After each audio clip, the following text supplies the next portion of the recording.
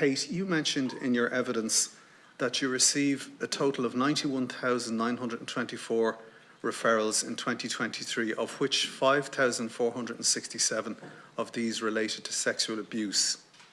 Now, of that number, you say later in your statement that 440 children were dealt with in Barnahus, I think it's West, over 4 years. Now, this isn't a criticism, this is just an observation, but that strikes me as being like 100 children per annum, and I know that's only in one sector out of a very high number.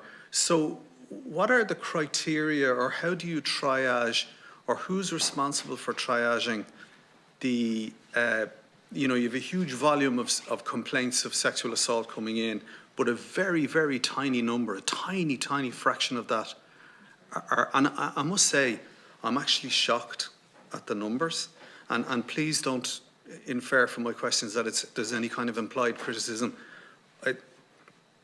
If anything, I would say, you know, for the people who are involved in that on the front line, I know that can be very, very stressful, you know, because the vicarious trauma of unmet need and the knowledge that there are so many people who, you know, you can't assist or you can't intervene with.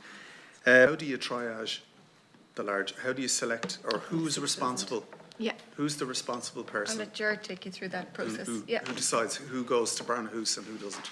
Yeah. So we've worked really hard, and again, this is building on the work in Children First and reporting mechanisms we have for mandatory reporting.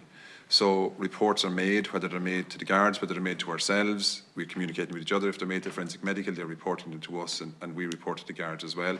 Likewise for any other voluntary organisation or anybody else. So those reports are coming in really early.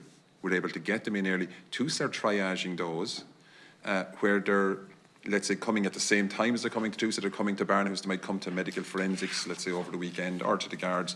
They'll also be dealt with in Barnahus, knowing that a mandated report has already been made. So you referred earlier to the very low numbers we have, Senator. And, you know, while we have large numbers of reports that would be classified as sexual abuse, you know, that's often a concern that comes in from the referrer, and they're classifying it as sexual abuse as it comes in. We may, over a period of time, see that actually maybe it's not sexual abuse, or it may be neglect or emotional abuse, or maybe physical abuse. That can be dealt with in 3 years at an early stage. But we do know one of the challenges in every system in Europe, and particularly in Ireland, is very low numbers coming through to criminal prosecution. So even at the end of that, we probably only have 2% coming through to criminal prosecution, and a very low number of those are actually maybe successfully prosecuted, and that's because the perpetrator may be innocent or otherwise. So that's our justice system. But what we're trying to do is identify how we can rise that number, and that was referred to earlier. That's a primary motivating factor behind Barnahus. How do we give children access to the justice system so that, you know, those crimes can be vindicated and followed through? Thanks and thanks for the clarity. And I just